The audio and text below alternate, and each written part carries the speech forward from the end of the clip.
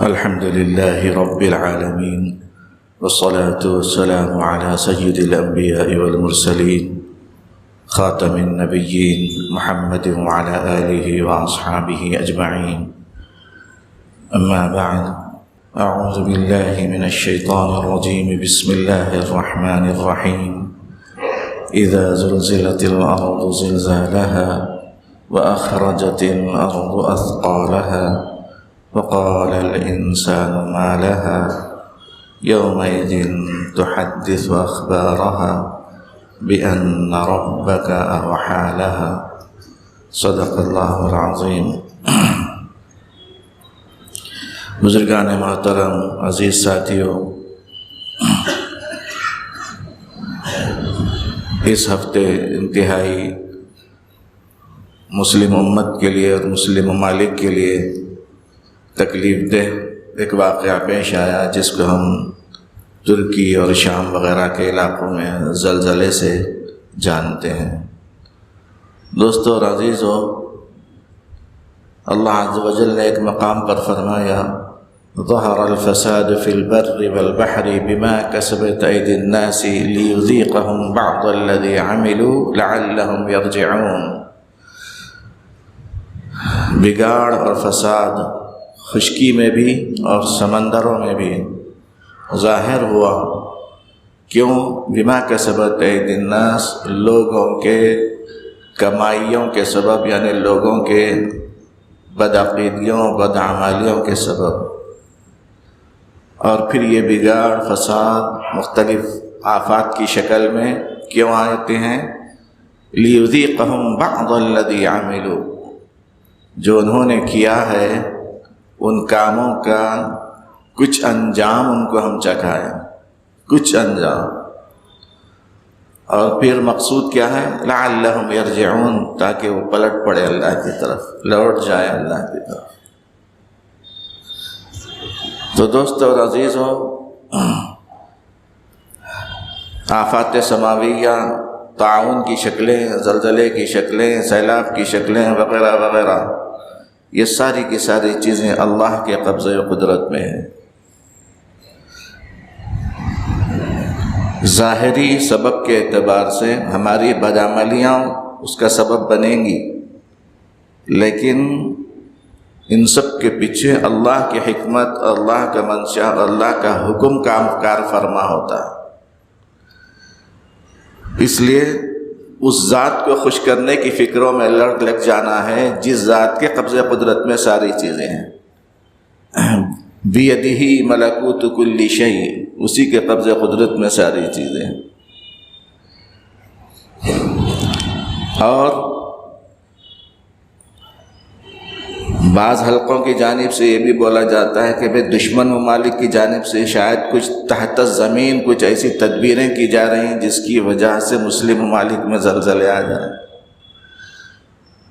لیکن دوستو اور عزیزو، ایک حدیث شریفہ کی روشنی میں ہم کو جو عقیدہ دیا گیا وہ یہ کہ اگر ساری دنیا مل کر تجھے نقصان پہنچانا چاہے اور اللہ عز و جل نہ چاہیں کہ تجھے نقصان پہنچے، تو کوئی تجھے نقصان نہیں پہنچا سکتا سوائے اتنا ہی جتنا اللہ میاں نے چاہا ہوگا۔ تو معلوم ہوا کہ اس کے اللہ ہی کے ہاتھ میں ہے ہر چیز۔ ایسے ہی حدیث شریفہ کا دوسرا حصہ یہ ہے کہ ساری دنیا مل کر تجھے کوئی فائدہ پہنچانا چاہے تو وہ نہیں پہنچا سکتے الا کہ اللہ عز و جل چاہیں اور جتنا وہ چاہیں۔ تو دوستو اور عزیزو، ساری چیزیں اللہ کے قبضے قدرت میں ہیں، اسی لیے اس کو خوش کرنے کی کوشش کرنا ہے، اس کو خوش کرنے کی تدبیریں کرتے رہنا۔ ایک حدیث شریفہ کا مفہوم ہے کہ ما اصابک لم یکن لیخطئک وما اخطأک لم یکن لیصیبک۔ جو تجھے نعمتیں حاصل ہوئی ہیں، جو تجھے اچھے حالات حاصل ہوئے ہیں، یا جو بھی تیرے ساتھ چیزیں لاحق ہوئی ہیں، وہ تم سے مس ہونے والی نہیں تھی، آپ ہم سے خطا کرنے والی نہیں تھی۔ اور جو چیز ہم سے خطا کرنا اللہ نے لکھ دیا ہے، مس کر جانا، تو وہ ہم کو ملنے والی نہیں۔ کسی بھی صورت۔ تو ان مختلف آیتوں کے حوالے سے اور مختلف حدیثوں کے حوالے سے دوستو ہم کو یہ عقیدہ ملتا ہے کہ ہر چیز کے پیچھے اللہ عز و جل ہی کی قدرت کار فرما ہے، اس لیے اللہ عز و جل کو خوش کرنے کی فکروں میں لگنا ہے۔ جیسے دیگر احکامات ہیں، حفاظت کے احکام، حفاظتی تدبیروں کا اختیار کرنا بھی، یہ بھی حکم کی تکمیل ہوگا، وہ بھی کریں گے، لیکن اپنی تدبیر پر توکل کرنا نہیں ہے، اللہ کی ذات عالی پر توکل کرنا ہے۔ نبی رحمت صلی اللہ علیہ وسلم گھبراہٹ میں ڈالنے والے حالات پیش آتے ہیں تو کیا کرتے تھے؟ حضرت ابو ہریرہ رضی اللہ عنہ کی روایت ہے، حضرت انس رضی اللہ عنہ کی روایت ہے، مختلف انداز سے یہ حدیث منقول ہے کہ نبی کریم صلی اللہ علیہ وسلم کو جب بھی کوئی گھبراہٹ والا معاملہ پیش آتا تو پیارے نبی صلی اللہ علیہ وسلم مسجد کا رخ فرماتے، نماز میں لگا دیتے، دعا میں لگا دیتے۔ مثال کے طور پر تیز آندھی چلنا شروع ہو گئی، ہوائیں چلنا شروع ہو گئی تو پیارے نبی صلی اللہ علیہ وسلم فوراً اللہ کی طرف رجوع ہوتے تھے، اس لیے کہ اللہ کے نبی صلی اللہ علیہ وسلم جانتے تھے کہ ہر چیز اللہ کے قبضے قدرت میں ہے۔ چلو اس ہستی کو خوش کر لیں جس کے قبضے قدرت میں ساری چیزیں، وہ جس چیز کو چاہے ہمارے حق میں نفع بخش بنا دے، وہ جس چیز کو چاہے ہمارے حق میں تکلیف دہ بنا دے۔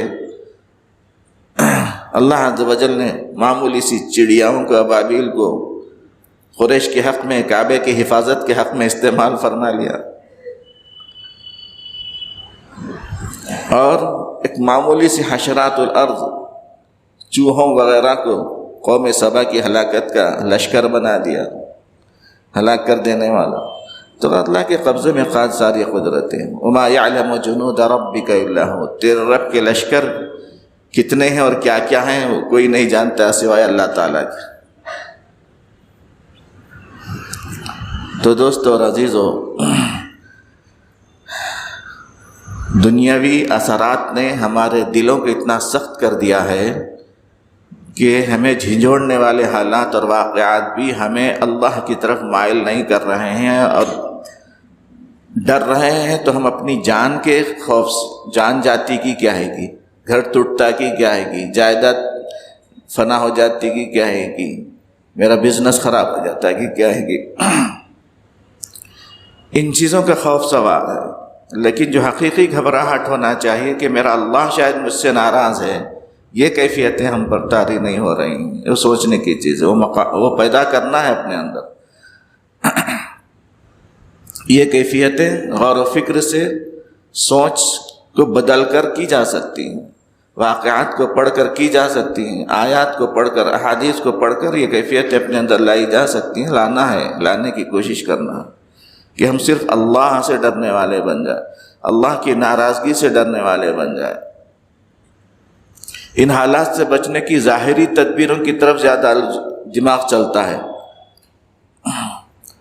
جو نان بلیورز ہیں، غیر مسلم ہیں، ظاہر ہے کہ وہ لوگوں کا تو دماغ ادھر ہی چلے گا، اس لیے کہ ان کا گول ہی دنیا ہے، آخرت نہیں ہے۔ لیکن مومن کا جو ٹارگٹ ہے اور جو فائنل ڈیسٹینیشن ہے اس کا، وہ آخرت ہے، اللہ کی رضا اور خوشنودی ہے۔ تو وہ پہلے مرحلے میں اللہ کی طرف رجوع ہوتا ہے، پھر حکم الہی کی روشنی میں اور پیارے نبی کے طریقے کے مطابق وہ تدبیروں کو اختیار کرتا ہے، وہ الگ نوعیت ہے۔ لیکن اس کے ذہن میں سب سے پہلے اللہ کی ذات اور اس کی قدرت آنا ہے۔ دوستو اور عزیزو، یہ جو زلزلے ہیں، یہ زلزلے 3-4 قسم کے ہوتے ہیں۔ مثلا کہیں کہیں کبھی کبھی کوئی زلزلہ آ جا رہا ہے، علماء نے فرمایا کہ ان کی حیثیت عبرت، معزت اور نصیحت کے لیے ہوتی ہے۔ کسی کے حق میں انفرادی طور پر سزا یا عذاب کی شکل بھی بن سکتی ہے، لیکن کسی کے لیے آزمائش اور امتحان کی شکل ہے، کسی کے گناہوں کا کفارہ بن جاتا ہے، کسی کے حق میں رفع درجات کا سبب بن جاتا ہے، کسی کے حق میں شہید کا ثواب دلانے والا بن جاتا ہے۔ جیسا کہ نبی رحمت صلی اللہ علیہ وسلم نے فرمایا، مفہوم حدیث کا یہ ہے کہ من مات من الہدم فہو شہید، جو ہدم کے ذریعے سے گزر گیا، مر گیا، وہ شہید، اس کو شہید کا ثواب ہے۔ ایک شہید تو وہ ہے جو صرف اور صرف اللہ کے کلمے کی بلندی کی خاطر، رضا حق کی خاطر، اللہ کے دین کے غلبے کے لیے دشمنوں سے لڑتا ہوا شہید ہو جائے۔ لیکن بعض احادیث میں کچھ اعمال پر یا کچھ امراض میں مبتلا لوگوں کے لیے بھی خوشخبری دی گئی ہے کہ ان کو بھی شہید کا ثواب ملے گا۔ تو ایسا ہی جو آدمی ایسا ہو کہ اس پر کوئی چیز گرنے سے مر گیا یا کسی چیز پر گر کر مر گیا تو اس کو بھی شہید بولا گیا ہے، چونکہ زلزلے میں یہی ہوتا ہے، یا تو زمین پھٹنے سے وہ گر کر مر جاتا ہے یا پھر اوپر کی کوئی چیز اس پر گر کے مر جاتی ہے۔ تو اگر وہ مومن ہے تو اس کو شہید کا ثواب ملے گا، ایمان والا ہے اور اللہ کے ہاں اس کا ایمان مقبول ہے۔ تو دوستو اور عزیزو، تو زلزلوں کی ایک قسم یہ ہے کہ کسی کے حق میں کفارہ ذنوب بن رہا ہے، کسی کے حق میں رفع درجات کا سبب بن رہا ہے، کسی کے حق میں شہادت کا ثواب کا سبب اور ذریعہ بن رہا ہے، مالداروں کا امتحان ہو رہا ہے کہ ایسے ایمرجنسی حالات میں تم اپنی پاکٹ کتنی کھولتے ہو، ہاتھ جیبوں تک جاتا ہے یا نہیں جاتا ہے۔ اور پھر اس سے متاثر لوگ جو غربت کا شکار ہوتے ہیں ان کا بھی امتحان ہوتا ہے کہ اچھے حالات میں تو تم جیسے بھی تھے اللہ جانتا ہے، لیکن اب غربت اور فقیری کے نقشوں میں تم خودداری اور غیرت کے ساتھ رہتے ہو یا ایمان کا سودا کر لیتے ہو اور گناہوں کی راہ پر چل پڑتے ہو۔ اس لیے کہ غربت کو دور کرنے کے اگر ایمان کی مضبوط رسی اس کے ہاتھ میں نہیں ہے تو کفر کے اور گناہوں کے بڑے راستے وہ کھول لیتا ہے۔ چوری ہے، ڈکیتی ہے، ناجائز طریقوں سے پیسے کمانے کی شکلیں ہیں، عزت فروشی ہے، وغیرہ وغیرہ، امتحان کی شکلیں ہیں۔ اور زلزلے کی دوستو ایک قسم وہ ہے جو کثرت سے زلزلے آنے لگے دنیا کے مختلف حصوں میں، تو اس کو اشراط الساعہ میں پیارے نبی صلی اللہ علیہ وسلم نے گنایا ہے کہ قیامت کی علامتوں میں سے یہ ہے کہ زلزلے کثرت سے ہوں گے۔ تو اس کی نوعیت الگ ہے کہ کثرت سے زلزلے آنے لگیں گے، وہ قیامت کی علامتوں میں سے کثرت الزلازل کا لفظ ہے۔ اور دوستو بہت بڑا زلزلہ جو ہوگا جس کو اذا زلزلت الارض زلزالها میں تعبیر کیا گیا، یا پھر سورہ واقعہ میں فرمایا گیا ہے اذا رجت الارض رجا وبست الجبال بسا، یا اللہ عز و جل ایک اور مقام پر فرمایا دکت الارض دکا وغیرہ۔ ان آیتوں میں یہ فرمایا گیا ہے کہ جس کو ہم اور آپ قیامت کے دن سے تعبیر کرتے ہیں کہ بہت بڑا زلزلہ ہے، پوری زمین ہلا کر رکھ دی جائے گی، ایک آدھ علاقہ، ایک آدھ خطہ، ایک آدھ حصہ نہیں، پوری زمین کے پہاڑوں کو ان کی جڑوں سے اکھاڑ دیا جائے گا، اور پہاڑ ایسے اڑیں گے جیسے ایسا لگ رہا ہوگا جیسے کہ یہ روئی کے گولے ہیں جو اڑ رہے ہیں فضا میں، زمین سے اکھاڑ دیے جائے، اندازہ لگایا جائے پوری زمین سے اگر پہاڑ اکھاڑ دیے جائیں، اس کو قیامت والا زلزلہ بولا جاتا ہے دوستو۔ فرمایا گیا کہ ان زلزلۃ الساعۃ شیء عظیم، قیامت کے دن والا جو زلزلہ ہے وہ بڑی عظیم چیز ہوگی۔ اللہ عز و جل پارے 17 میں فرما رہے ہیں، سورہ حج کی ابتدائی آیت، کیسا خطرناک زلزلہ، سارا نظام درہم برہم ہو جائے گا۔ اس پر یقین کرنا ہمارے ایمانیات کے اجزاء میں سے ہے کہ وہ دن ایسا آنے والا ہے۔ سائنسداں اور سائنس تحقیق کر کے بتائے نہ بتائے نو میٹر، ہمارے کو اس سے بحث ہی نہیں ہے، لیکن مزید یقین کی خاطر اللہ عز و جل ایسے اسباب بھی بنا دے رہے ہیں کہ نان بلیورز کی تحقیقات سے بھی ہماری ہی ایمانیات اور یقین کی پختگی کا سامان ہو رہا ہے۔ وہ لوگ بھی ایسے ایک دن کے بارے میں اندازہ ظاہر کرتے ہیں کہ ایک دن آئے گا کہ سارا نظام درہم برہم ہو جائے گا، اور پھر وہ صرف زمین کا درہم برہم ہونا نہیں ہوگا، وَإِذَا النُّجُومُ انْكَدَرَتْ اِذَا السَّمَاءُ انْفَطَرَتْ، آسمان پھٹ پڑیں گے، ستارے بے نور ہو جائیں گے اور گر پڑیں گے وغیرہ وغیرہ، سارے عالم میں انقلاب اور تبدیلی آ جائے گی۔ تو یہ تیسرے قسم کا زلزلہ ہے، سمجھے،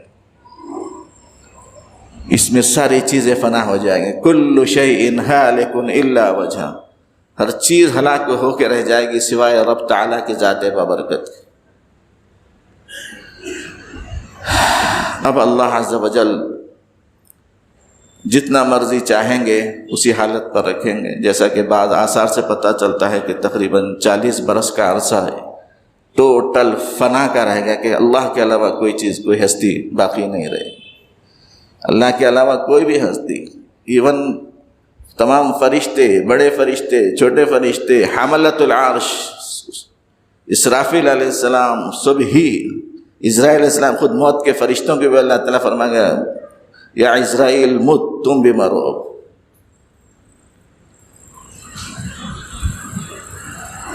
پھر اللہ عز و جل اسرافیل علیہ السلام کو اٹھائیں گے، زندہ کریں گے، فرمائیں گے دوسرا سور پھونکو۔ جب دوسرا سور پھونکا جائے گا تو پھر اس وقت بھی پھر ایک تبدیلی آئے گی زمین میں، یوم تبدل الارض غیر الارض والسماوات، بدلا جائے گا اس زمین کو ایک اور زمین سے، مطلب اس کی الگ شکل ہوگی، لا عوج ولا امتا، کوئی نہ شیب ہوگا، نہ فراز ہوگا، نہ اتار ہوگا، نہ چڑھاؤ ہوگا، ایک چٹیل میدان ہوگا، اس میں سب کو ہر قبر کھول دیا جائے گا، اٹھایا جائے گا۔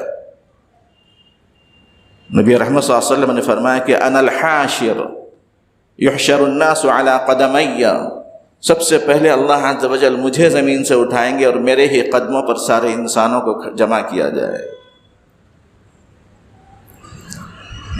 تو یہ چوتھی شکل ہوگی دوستو زمین کے بدلاؤ کی، یہ زمین کے ہلا دیے جانے کی۔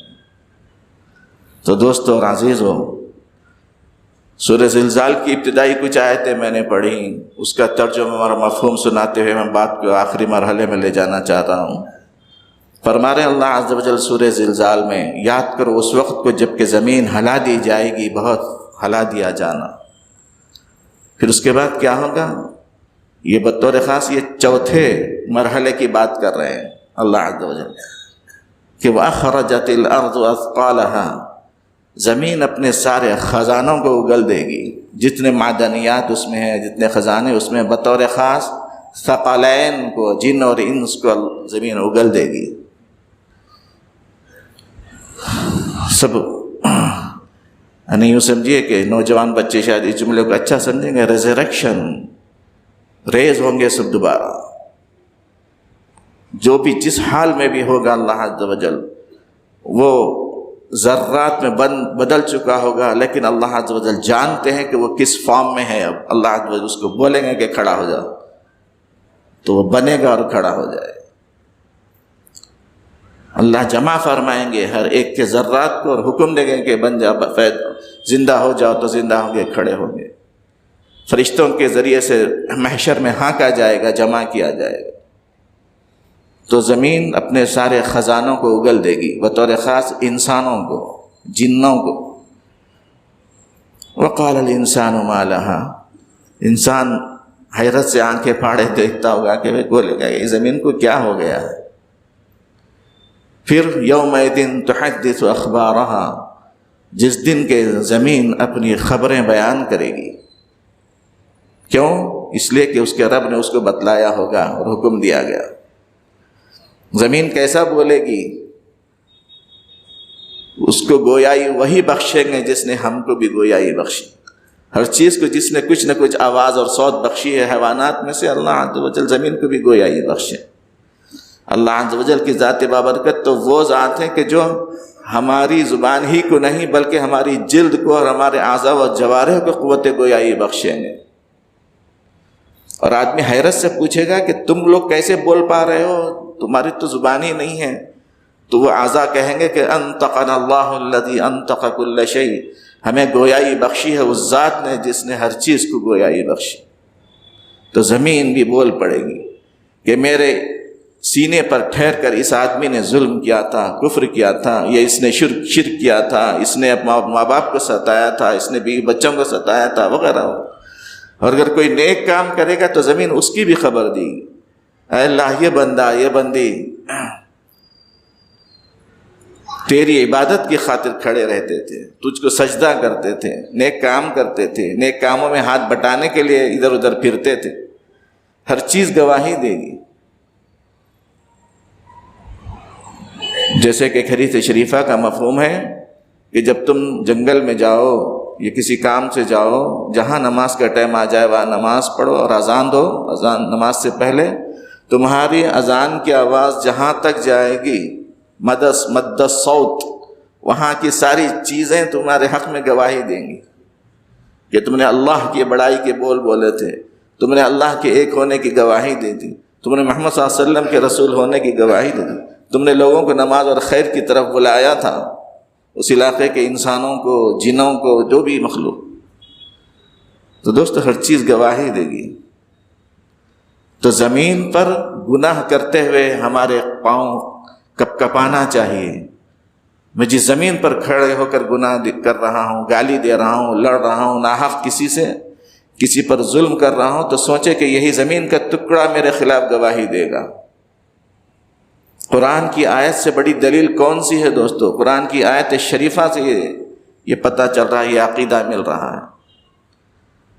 یہ زمین ہماری گواہ بن رہی ہے، ہمارے اعضاء و جوارح ہمارے گواہ بن رہے ہیں، فرشتے ہمارے گواہ بن رہے ہیں. ایسے ہی دوستو اور عزیزو، ہمارا نام اعمال بھی ہمارا گواہ بن جائے گا. گویا کھلی لکھت میں گواہی ہو جائے گی. چار گواہ ہمارے ہر چھوٹے بڑے عمل کے پیچھے، ہر چھوٹے بڑے بول کے پیچھے ہیں. اس لیے بولنے سے پہلے سوچنا چاہیے، کرنے سے پہلے سوچنا چاہیے حکم خداوندی ہے یا نہیں ہے، پیارے نبی کا طریقہ ہے یا نہیں ہے، میں حق پر ہوں یا نہیں ہوں.